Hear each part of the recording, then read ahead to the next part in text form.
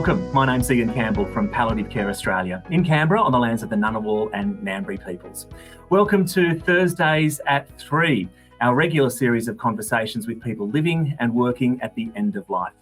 A special edition of the podcast this time round for National Palliative Care Week with none other than 5-time Gold Logie winner, Ray Martin. Ray, great to have you here. Thank you so much. And I wish Jeff Harvey and the Midday Show band was here to sort of play you in almost.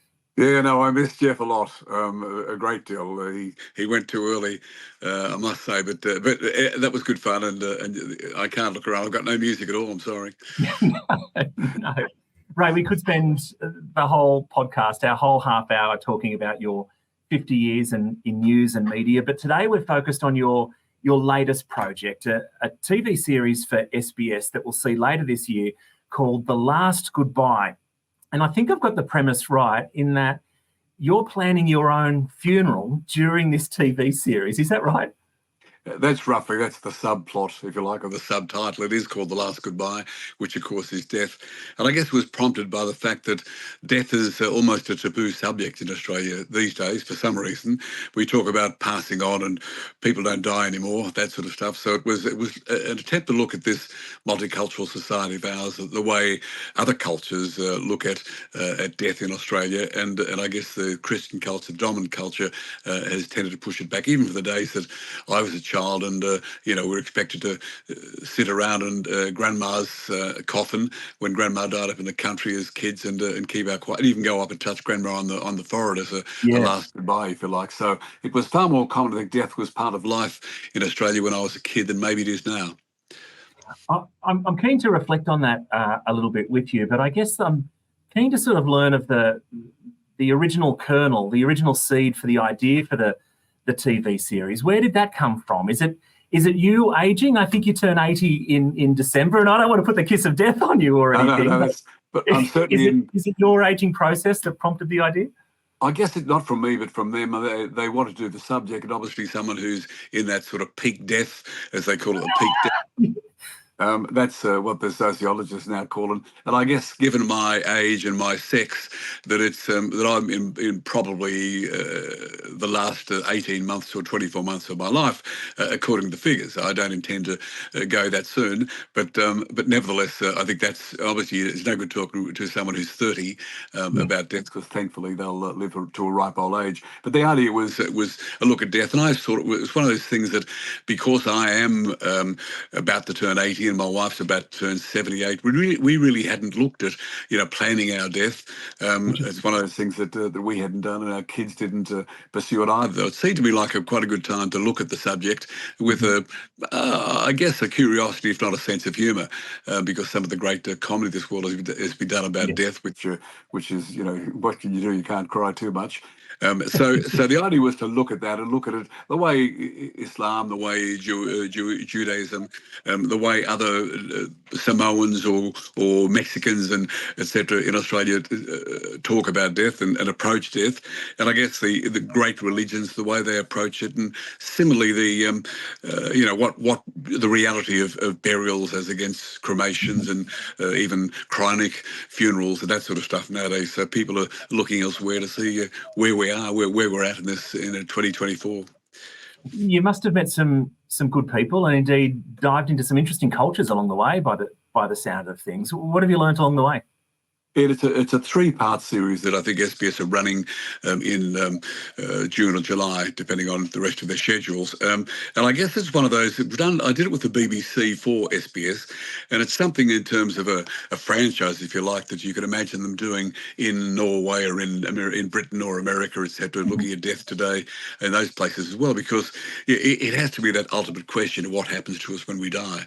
And I guess that's the thing we may not like to confront, but it's the ultimate question. I'm sure we'll talk about this, but it's interesting that when we look at it, the great religions of the world, and there are 8 or 10 of them at the most, all centre on some kind of spiritualism. They all believe in their own format. They believe in some kind of spiritualism, where I think atheism or certainly heading towards that, I think, is probably where most Australians are today. So, what happens after we die? Well, oddly enough, I think the figures we found show that more than 50% of people believe in ghosts in Australia, and they know someone. And it's very hard to believe in ghosts if you don't believe in spirits or in Yes. God. Afterwards. Yes. So we tackle some of those as apart from looking at some of the great religions and some of the cultural differences in Australia.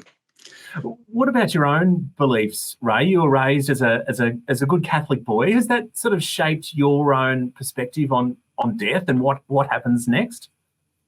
I guess it has, but it has it in the sense that, the old cliche that you get a Catholic boy to the age of 7 and you've got him forever.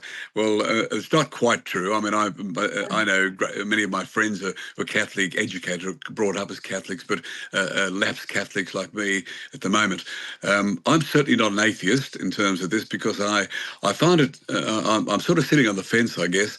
I believe that it's probably dust to dust in terms of what happens to us, but I know and have interviewed over the years too many men and women much more intelligent than I am who have a faith and believe in a spiritual life or an afterlife. And I find the Philip Adams of this world or the Dick Smiths and others who are avowed atheists, I find it intellectually arrogant to say I'm right and they're wrong. That, some great people like Frank Brennan, Father Frank Brennan, the Jesuit who buried Fred Hollows, who was an atheist. He buried Fred Hollows out at Burkham. He is a firm believer in his Catholic religion, his faith. Now, what does he know that I don't know? I guess is my philosophical approach to it. That I haven't found anything that convinces me that there is life after death. But too many people. I mentioned I went back to interviewed Malcolm Muggeridge years and years ago when we went on a pilgrimage and we spoke to him in outside of London. And this man was arguably as bright as anyone I'd ever met in my life. And he was in his 80s at that stage and spent his almost full time just studying the Gospels and various ancient writings. And he said that the more he studied the Gospels, the more faith he had, the more devout he became in his faith, and the more questions he asked about it. So I guess, someone like that or someone like right through to Frank Brennan and others I've met in Australia, rabbis and people of a strong faith of various religions, in Islam as well. What makes me right and them wrong? I don't know. I just haven't found the answer. Yeah. What about in your own personal life as you've made the TV show, as you approach 80, peak death, as you say, an interesting term. I haven't heard that before. Yeah. Have some of these questions started to be, I guess, answered for you, or how are you, as you've learned along the way making the TV show, how have you started to plan for your own funeral, your own death? I guess I've just woken up to the fact that we should do it, that my wife and I should do it now, rather leave it to the kids to have the problem of planning how we go. I must say that I'm not, having spent 4 or 5 months, I suppose, all up on doing this documentary series. I'm not much wiser. I mean, the alternative really is a burial or burning, as they say, and they're both fairly violent acts at the end of the day. Yes. Thankfully, the body's hopefully the body's dead, and the brain is dead at that stage. So, but I mean, you look at from traditional, especially Catholics, but traditional in Australia was burial, and you get this beautifully prepared body and in or outside of a coffin, depending on what your faith is and where you live, and then you dump 5.5 tons of soil on top of that body, and it's cold and clammy. Or else the other way is to go with if you put if you burnt, as they say, then that's about 1,700 degrees and quite a violent flame that goes. And I found myself saying, "Is there an alternative, please? Can I do something else with my body rather than that?" Especially as if it's someone you love. And yet there are some faiths, for example, the Indian people when we went out to the cemetery in Australia, who will watch the burning of a loved one almost like a viewing room as the coffin goes in there. I don't want to be too graphic, but this is the reality of life when we talk about death.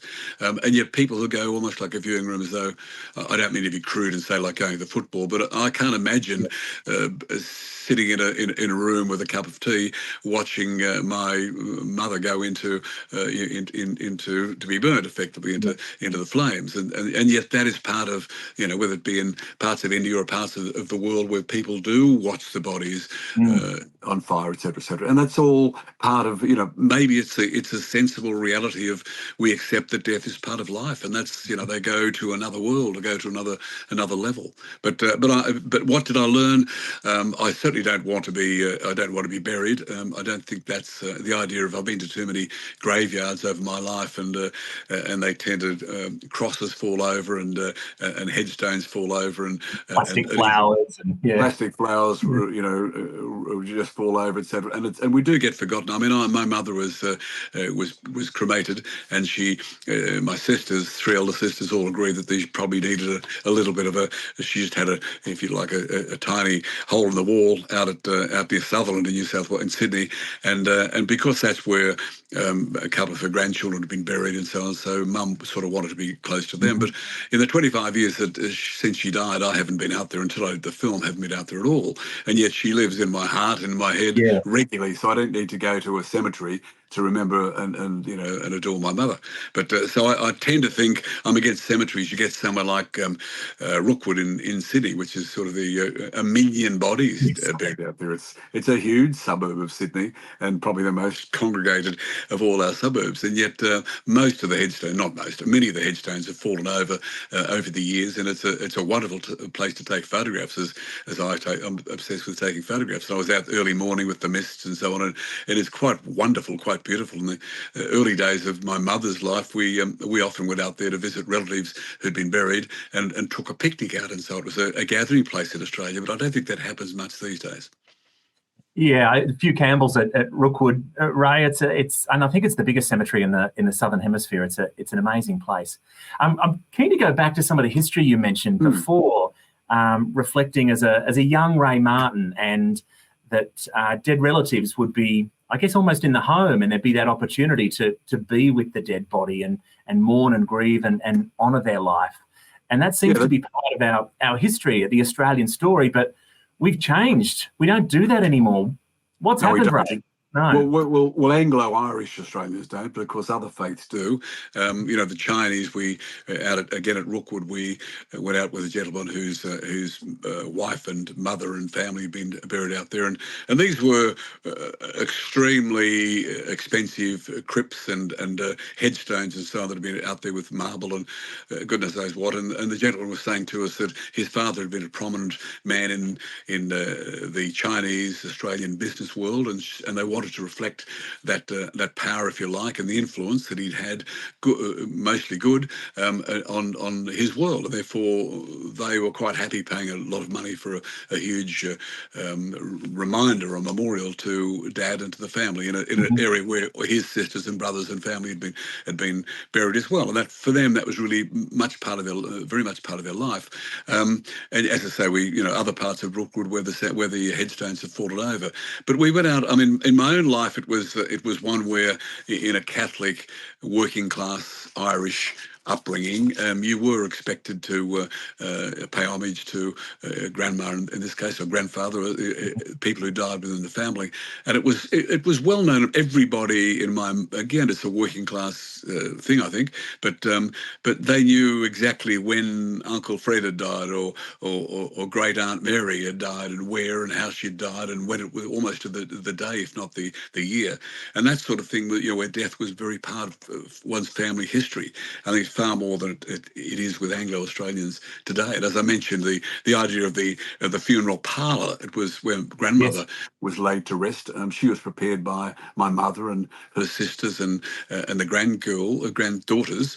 Usually women did it, and then she laid in state, if you like, even this working class weatherboard house up in Gunnedah, and we were expected to come in on the Sunday before she was buried, and if you like, pay homage, just stand in the corners. Lots of kids in those Irish Catholic families, and we were expected to stand there and then, as I say, walk across and actually touch grandmother on the forehead as part of this farewell to our grandmother. And as I found in doing the Islamic funerals this time, I asked the undertaker at the mosque in Sydney, and this process out with Islamic burials is beautifully warm and wonderfully emotional event when they bathe the bodies and prepare the bodies for burial.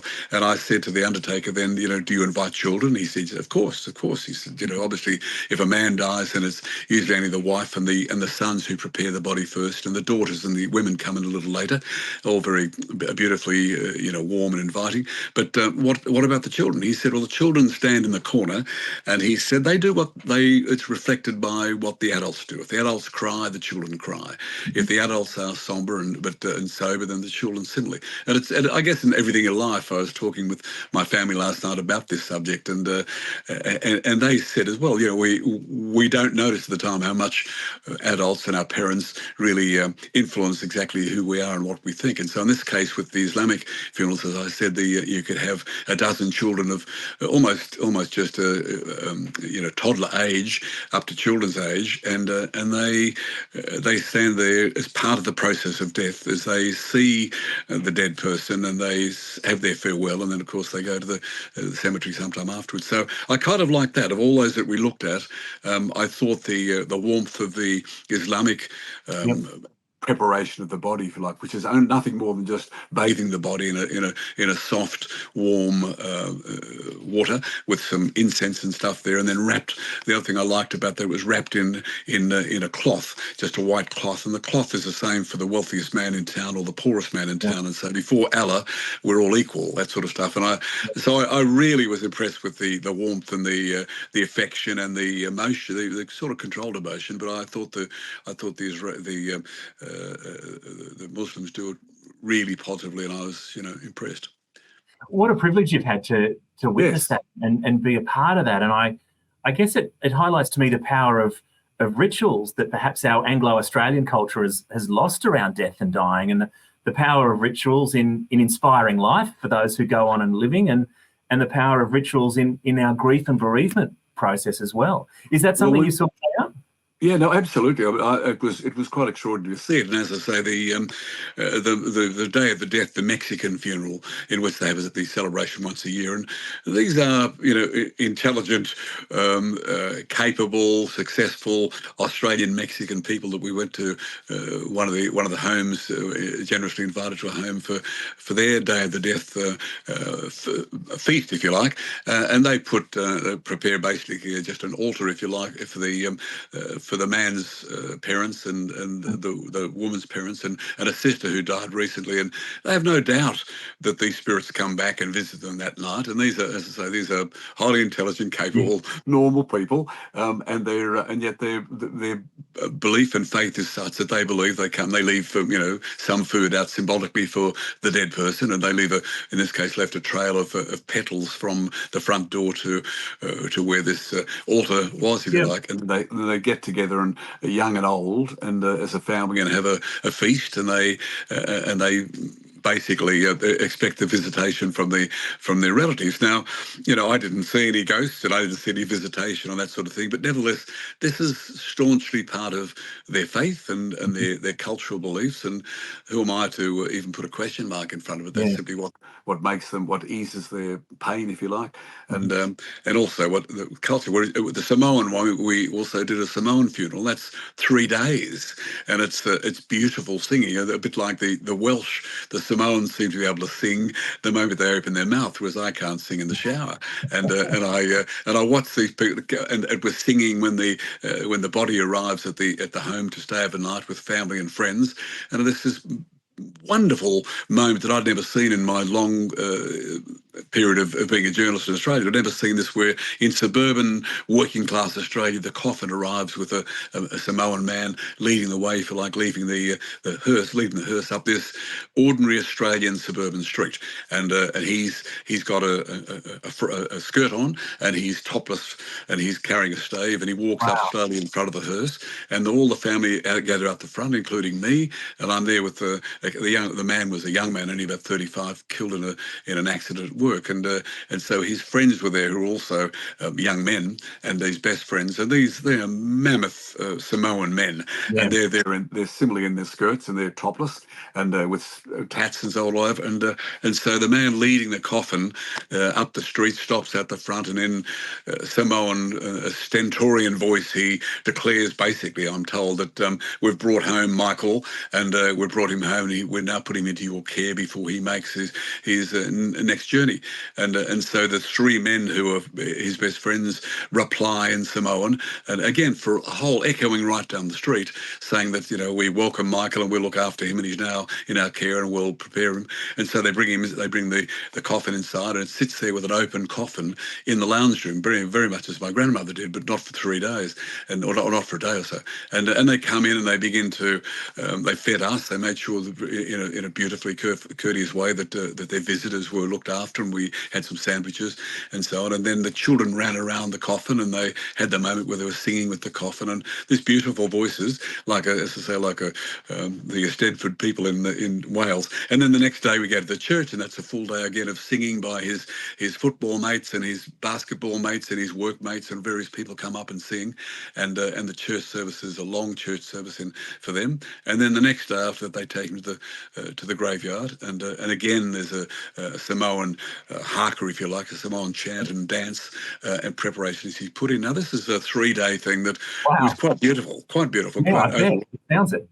And the only good thing was they didn't ask me to sing, as I say. That was, but I listened to them sing. So this is part of the colourful tapestry of Australian life, if you like. And I think it's much more interesting than our, just a normal sort of dull funerals. Isn't it? Yeah, I can't wait to see it, and we're blessed that you've been able to showcase this, and looking forward to seeing the TV series.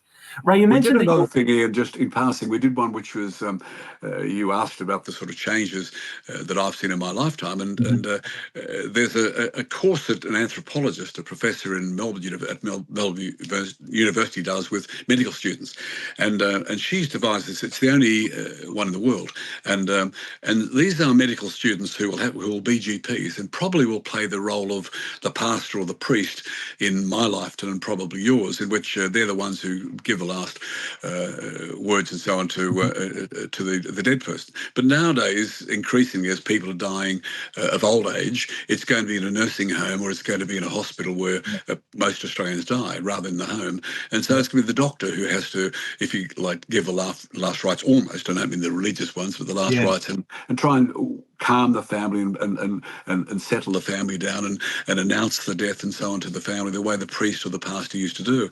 And so this course is called Death, and it's just an attempt to try and a 12-week course with medical students to try and prepare them for what they're going to have to do. And one of the main roles is going to be handling, the last days of death, if you like, that palliative care, and for people there. And then to do the announcement that, as I say, in my family, it would have been the priest who came up and basically reassured everybody that, grandma was going to a better place, etc. And so that's not done anywhere else in the world, I don't think, at the moment. Yet it seems to be a logical thing these days, because we're living older, and because we're, as I say, dying in hospitals and nursing homes. And so the doctors are going to play an increasingly prominent role. Yep.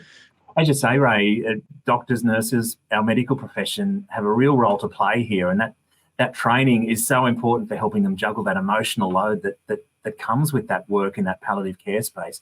Have you? They're really not. What I found with these young students, for example, is I was there, quizzing them and listening to part of their lecture, and they are, of course, the brightest kids in the class, who are medical students, as doctors always have to be, it seems. But they're also in their early 20s, and these are people who will go out and be GPs in a few years' time, and they really don't have the worldly skills that our priests or our pastors or some of our other religious leaders have had over the years, and so for them to suddenly, they've got far less experience with death than I have, having been a war correspondent and having seen a lot of death as a journalist around the place, and these young doctors really will have the role that you do in palliative care. These are the ones that really have to. They're not by nature psychologists, or they're not by nature therapists, and yet they're going to have to be increasingly with death in Australia. Absolutely, yeah. Does your family have any experience with palliative care? No, I've done, having been a journalist for 50 plus years, I've inevitably done stories about palliative care when I was doing Midday and doing 60 Minutes and others, Yeah. and the problems of and the values of it. But so it's been an ever-present story, it seems, over my lifetime, in the various ways that I've done the good and the bad and the ugly, if you like, of the way we Yes. treat our sick people and people who are dying. And so I'm conscious of it, but I guess like death, it's one that I haven't looked at because it hasn't. It didn't. My mother died, at about 87, but she ended up in a nursing home, but really sort of died, I think, of old age. And my in-laws were much the same, who thankfully reached a ripe old age and just passed away at night without the palliative care. But I'm very conscious, having been in hospitals and having been in nursing homes, and I'm very conscious of the good work and the people who are the carers within families and the load that's put on them. I've certainly done stories on that, and it's just almost until the government started getting itself involved and putting more money into palliative care, I was conscious that what a burden it is, a loving burden, but a burden it is on people who have to, take care in the last months of the most precious person in their life. Yeah. Ray, part of palliative care, and indeed part of Palliative Care Week and PCA's mission, is to get people to have these conversations up front. And clearly your work with SBS and the BBC has prompted these discussions within your own family. I imagine you could talk about anything in the Martin household, but how did you go talking about death and dying as a family? It's interesting, Ian, because normally I come home after doing a story for 60 Minutes or for Four Corners and going way back, and the family's happy to sit down and talk about and listen, to the experience. This wasn't the case. My wife really wasn't. She didn't appear on camera. She never does. But even the kids talking about it sort of didn't want to talk about it, even though they're going to be responsible for when I die and or when I go into palliative care, and my wife the same. And yet it's an uncomfortable subject, and I guess that's part of the reason we need to do the series. That it ought to be something that that is part of life. It ought to be handled better than it is. I think as I say, with the Islamic case, if I'm a Muslim and I die today, well, my family gets straight in touch with the undertaker, and because the Islamic belief is that you've got to bury the person quickly, as quickly as possible. Therefore, it doesn't hang around. So the undertaker is at the mosque is simply given the job of collecting the body and preparing the body with the help of the family, and it does quickly. Whereas within our family, what would happen? Where we make the point in the series that as Australians, Anglo-Irish Australians, that we know more about about what car to buy or what house to buy than we do about death. And we don't know. Normally, we're left in the hands of the funeral business, and the public, the funeral director, and we leave it there, and they say you'll need this sort of cloth, or you'll need this hearse, or you'll need this, etc., etc. And again, in grief, you tend to say yes, okay, whatever you think, as much as you can afford. But clearly, it's one of those subjects that within a small community, a village community, then everybody gets involved, as they do in raising babies. They also get involved in death, and so everyone is part of the mourning process that goes on. I was at a funeral just out in country New South Wales. I won't refer to what it was or where it was, but it was an Aboriginal funeral just last Saturday, and it was one of the most wonderful cultural experiences I've had, and I've had a lot to do with Aboriginal Australia over the last 40 odd years for reconciliation, things like that. So I thought I've been to lots and lots of communities, and I'm if I'm expert at anything, it's probably Aboriginal Australia. But I hadn't seen this, and he was a young man who died in a car accident, and the whole town came together, and the town was pretty much everyone's a relative in the particular Aboriginal people in that town, and normally they'd be squabbling like family squabble around the place, but when the moment of death, they come together in this sort of warmth and beauty, as they do, I think, with palliative care, when someone you love is in trouble and need to be taken care of, and they came together, and there was one young man, the brother of the man who died, he appeared in handcuffs and leg chains. He'd been let out of jail for that day for the funeral service of his brother, who was about 18 months older than him, and he sat with his father with his arms around his shoulders, and he sat just near the coffin. And as he came in, he stopped and bowed down and kissed the flowers on the coffin, and had a couple of prayers and a couple of tears, and then sat down. And everybody,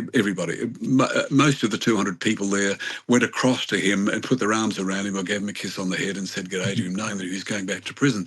And I was there, one of the few white people in the service, and my cameraman friend who was there with me as a white fellow, we both said afterwards that it seemed as though within that service that most of those Aboriginal people accepted that going to prison was almost part of life, and they didn't feel as shocked as we were. It was one of those if you saw it as a film clip or as a play, the very thing that I saw in the service, it was it was within the confines of the Catholic Church. There was a priest there, but generally it had beyond the Catholic format, if you like, or procedures and process. It was Aboriginal. So men and women got up to speak about the young man who died.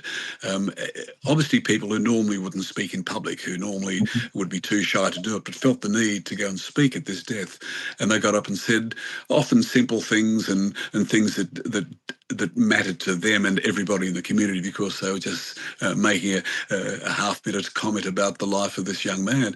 And it was really, that's death in Australia. I'd love to have filmed that for part of what we did, because you saw the love and the warmth and the community and the support for this young man's family at the time. That, as I say, right through that point where the man out of jail was released for a day to go for the funeral, and the authorities realising how important it was. But that's, this is again the dying procedure in Australia that we don't think enough about.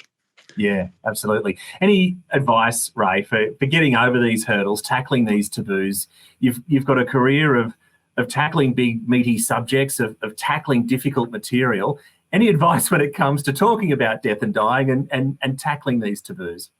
I guess to confront it, that phrase that I keep saying, almost the cliche that of death is part of life, is therefore not being put off by it, almost like my family's been. I mean, now it's made me realise we've got to sort things out. My wife and I have to sort things out, because we're in that peak death period. They say peak death, by the way, because there were more Australians, because of the baby boomers, more Australians will die in the next couple of years than have ever died before.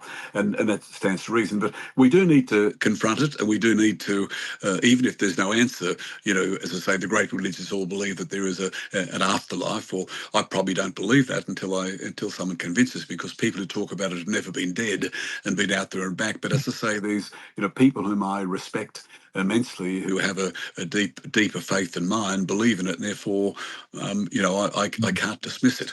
So the advice is, whatever your faith happens to be, then go with it, but don't be afraid of it, and don't accept it as part of who we are. And the very fact of, when they talk of the spiritual world, that there is clearly something of my mother that comes back to me when if I'm facing a crisis or I need to make a decision. I do tend to think, what would Mum do? What would Mum say? And that sort of spirit is around for all of us, I guess, without being a deeply religious person, etc. So I think it is, just accept the fact that it's part of life, and I guess for everyone who's been to the edge of death, as we speak to a number of people who looked over the edge and came back, if you like, it is that sense that you really have to live every day as though it's your last, and that's usually only something expressed by people who've, as I say, been close to death and somehow escaped it. But beyond that is just talk about it and don't be afraid of it. I think that's that's the ignorance that I pass on. I finished the 4-month journey on this one, really hearing a lot of stories, but not pretending to be an expert, but hearing things that and seeing the excesses that go with funerals and with death. That I think the financial excesses and so on. That the idea of paying tens of thousands of dollars or hundreds of thousands of dollars for a funeral or for death, for me, seems to be ridiculous. But I think the idea of putting real serious thought and care and love into the passing of someone, or which applies to palliative care as well, is part of what makes us human beings and part of what we're required to do. Wise words. One last question for you, Ray. I guess we talk about death and the idea of our legacy. What we leave behind is a thought that comes next. What do you want your legacy to be? I don't know. I guess as we said about the Islamic 1 where kids simply watch the passing or what's the cleansing, if you like, of a loved one.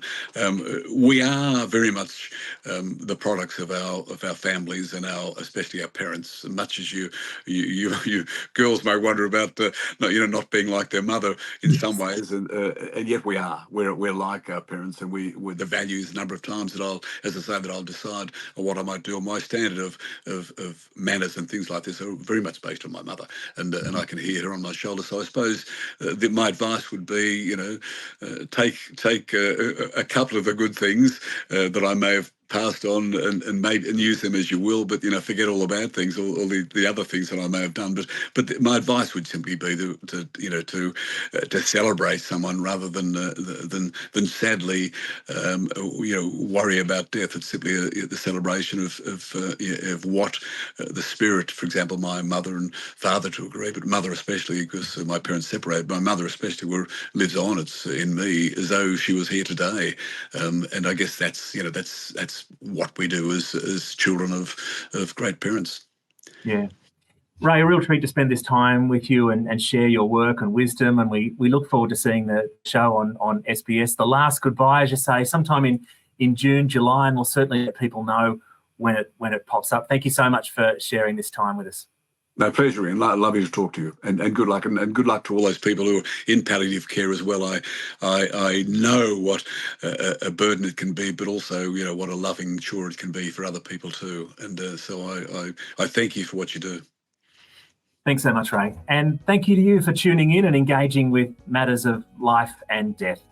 You'll find tools, advice and support on the Palliative Care Australia website, where you can also make a donation to support our work. See you next time.